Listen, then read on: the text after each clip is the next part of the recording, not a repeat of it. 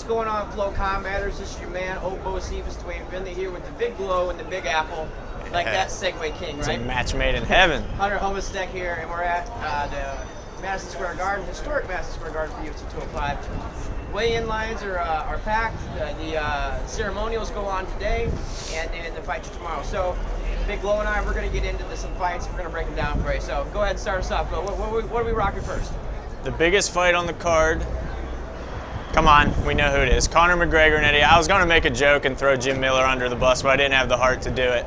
But yeah, so Conor and Eddie Alvarez obviously leading the way.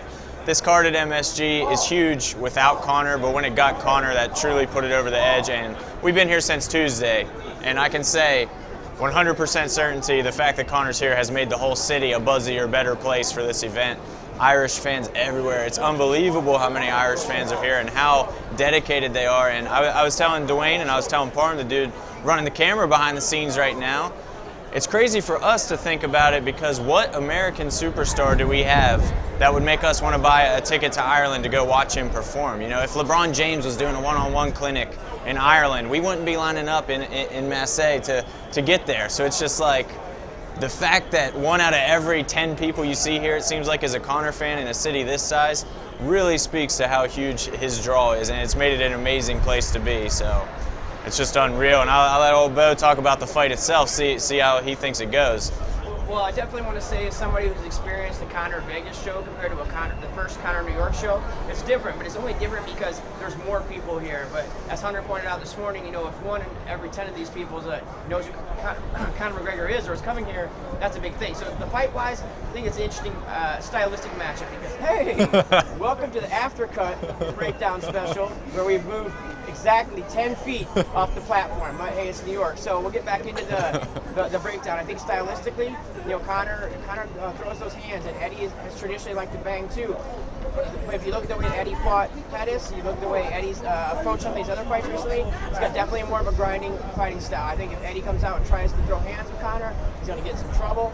Conor hits a lot of pop. We've seen that Eddie gets chinny at times and has been dropped, but Eddie's terribly difficult to put away. What do you think, Hunter?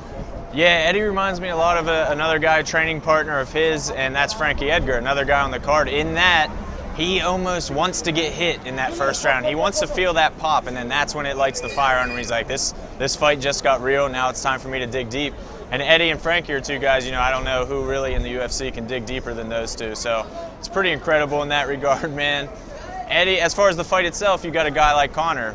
One shot can stop anybody. But Eddie, if he just doesn't get wild, man, I think Eddie is a little prone to throw some fisticuffs and get into a backyard brawl kind of style fight. It's not going to fly against Conor, man, but if he can stay calm and like Bo said, you know, we've seen him against Pettis, we've seen him against Cerrone implement these really smart and calculated game plans. That can definitely work against Conor. And who do I take? I'm going to go Conor, man. The moment's huge. The fans are all out. I think Conor catches him. Round 2 we'll go. Knockout. Well, we're going to flip that over to Bo, and Bo is going the other way. Bo is going with Philadelphia's finest, Eddie Alvarez. And I'll say this because two big reasons. One, the build-up.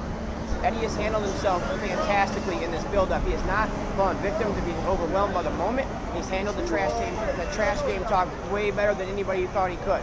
So staying there and staying focused is the biggest thing. Conor likes to get you out of your head, and then you get overwhelmed, and then he comes in the fight, a whole different story. Eddie has been here before. He's been in huge fights. He's been a champion for a long time. I think Eddie Alvarez grinds him out. I think he takes him down in the second round, and then it gets laborious, and then goes to the third, and he TKOs him or chokes him out in the third. That's my pick. So we're going to move on.